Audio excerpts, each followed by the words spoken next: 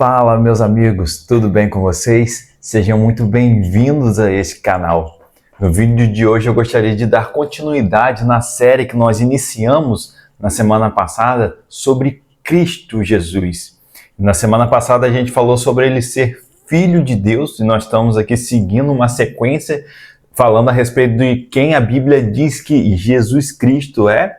E hoje eu gostaria de falar sobre ele ser o nosso Salvador. E nós vemos isso claramente nas Escrituras. E eu gostaria de refletir junto com vocês aqui nesse vídeo a respeito desse assunto.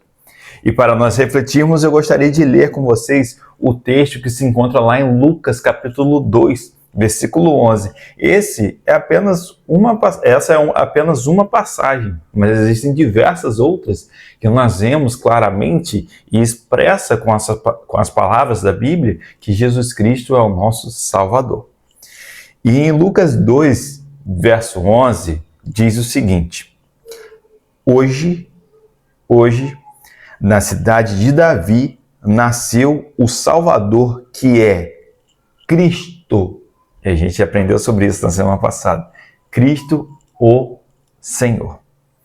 Então nós vemos nessa declaração aqui na Escritura uma revelação direta de quem Jesus é. Ele é Salvador. E quando eu falo de Salvador aqui, talvez num primeiro momento, você que nunca teve um contato com a Escritura, ou você que às vezes ali já tem um contato, mas nunca parou para refletir, só ouviu falar, mas não meditou a respeito. Mas ele nos salvou de quê? De que ele nos salvou? Ah, mas eu nem necessariamente pedi para ele me salvar de algo, mas de que ele me salvou? E é sobre isso que eu gostaria de compartilhar aqui com vocês. Nós vemos, primeiramente aqui, que Jesus nos salvou do pecado. E isso é algo que eu e você nunca poderíamos fazer por nós mesmos. É uma dívida impagável, porque todos nós, como sociedade, nós vemos a nossa queda lá no Éden. E por consequência daquele ato, de tudo o que aconteceu, todos nós estávamos ali diante de Deus, destituídos da glória de Deus, sem ter acesso direto à presença do Pai, como tinha-se lá naquele início.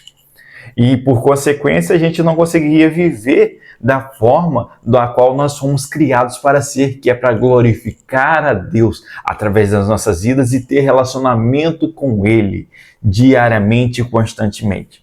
Então, com a queda, nós tivemos esse afastamento da presença de Deus por conta que o pecado entrou na criação e corrompeu toda a criação. E Deus é santo, não permanece junto com pecado, não permanece junto com coisas ali que o desagradam, com coisas que são totalmente opostas a Ele. Então, nós vemos, e aqui eu não tenho tanto tempo para aprofundar muito a respeito disso, mas nós vemos que Cristo nos salvou do pecado. E quer ver uma passagem que fala a respeito disso? Apocalipse capítulo 1, verso 5, que diz: E de Jesus Cristo, que é a testemunha fiel, o primogênito dentre os mortos e o soberano dos reis da terra, ele que nos ama, nos libertou dos nossos pecados por meio do seu sangue. Quando Jesus foi morto lá na cruz, no qual ele ali passou por tanto sofrimento, por tanta angústia, através daquele sangue derramado, tudo que ele passou, os nossos pecados estavam sobre ele. Isaías 53 fala a respeito disso.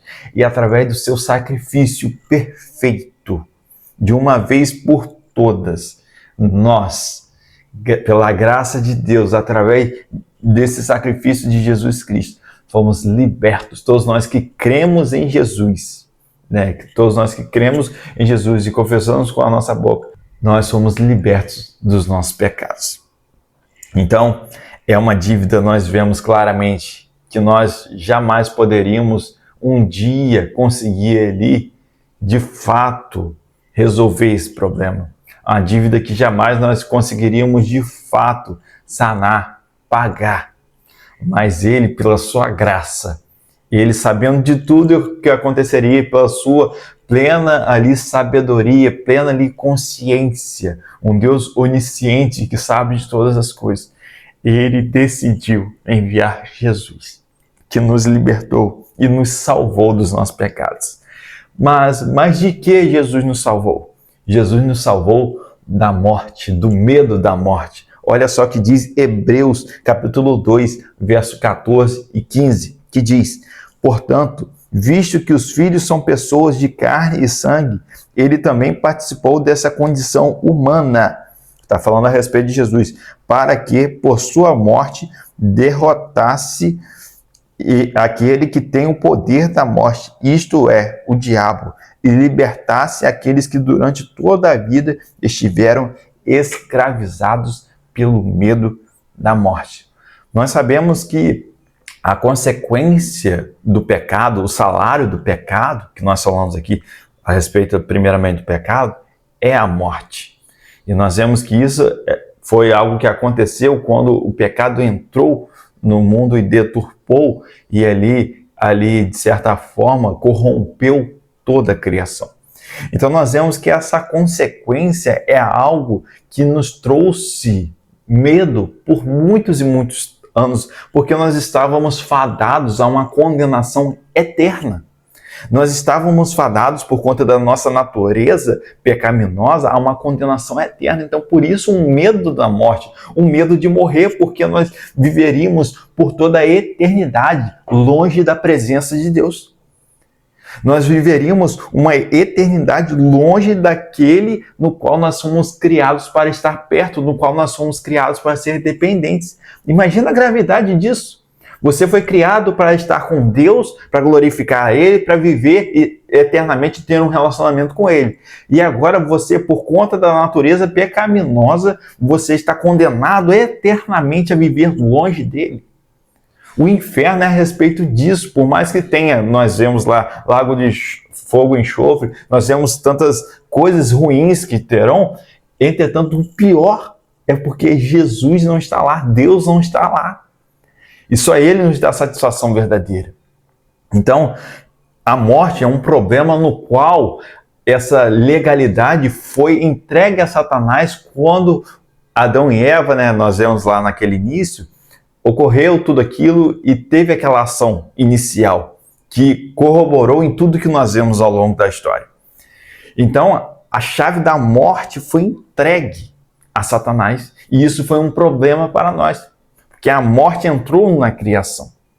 Entretanto, Jesus Cristo, Deus encarnado, quando aqui esteve, Ele, por isso, o tão poderoso, nós vemos esse poder que ressuscitou Jesus dos mortos, do qual o Espírito Santo que habitava dentro dele e agora habita dentro de mim, você.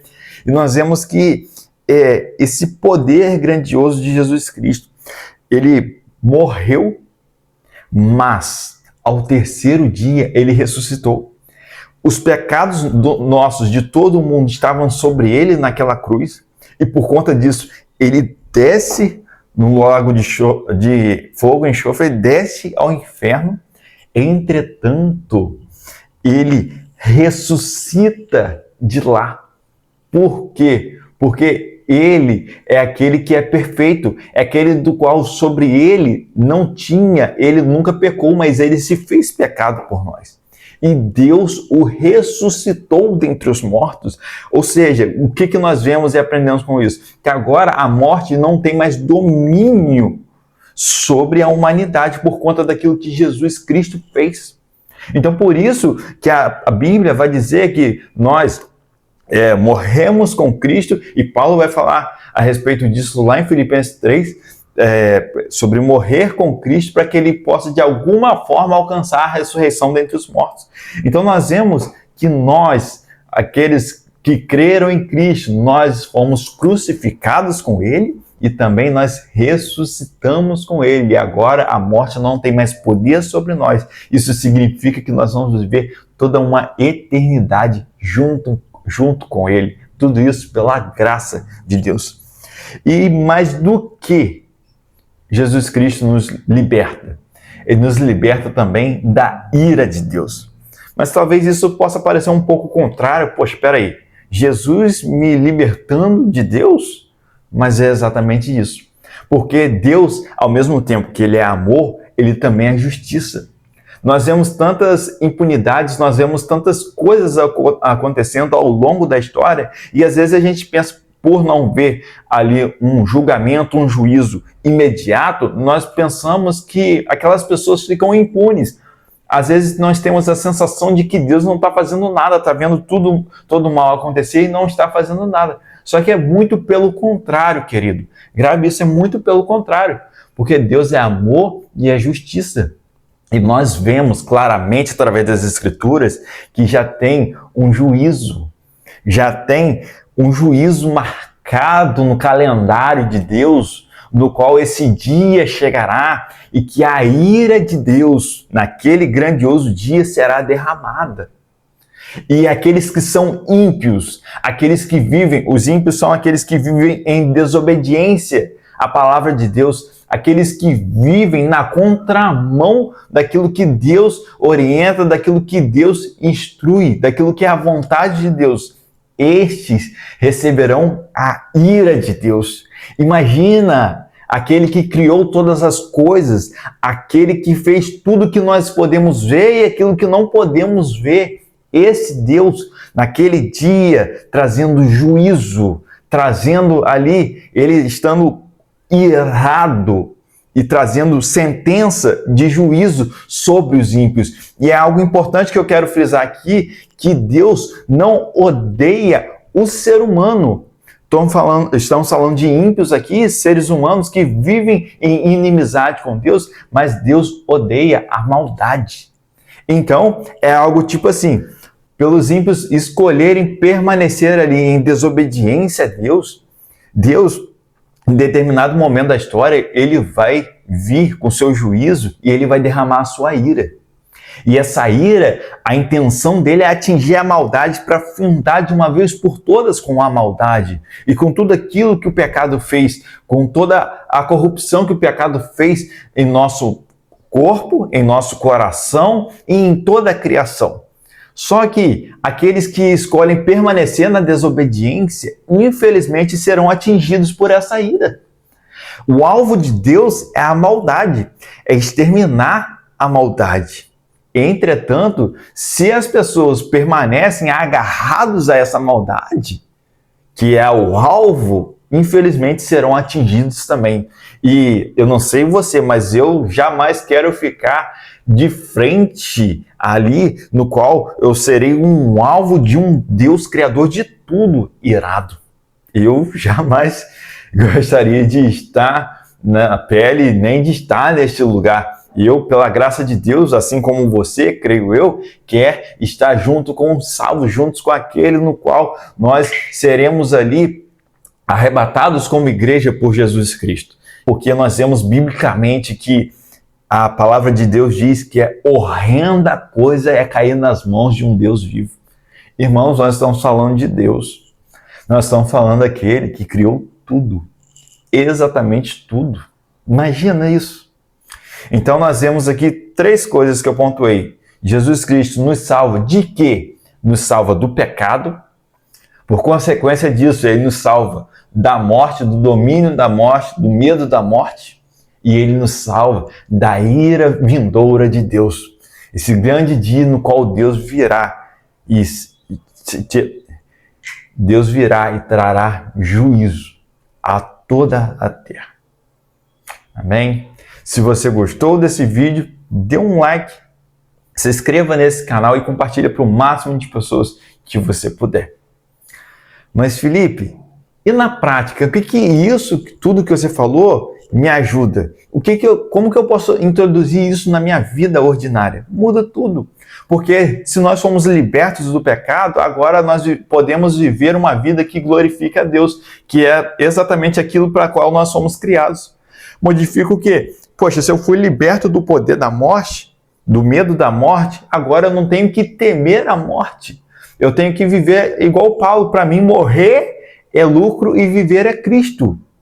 Então, Paulo não temia a morte, nós também não devemos temer. Então, nós devemos viver a nossa vida buscando glorificar a Deus, haja consequências que houverem. Ah, mas se fizerem algo contra mim, eu não tenho mais temor à morte. É por isso que nós vemos aqueles cristãos, aquele início no qual nós vemos a igreja de Atos com uma ali, intensidade muito grande, porque eles não temiam a morte e eles também tinham uma perspectiva direta de que Jesus retornaria a qualquer momento.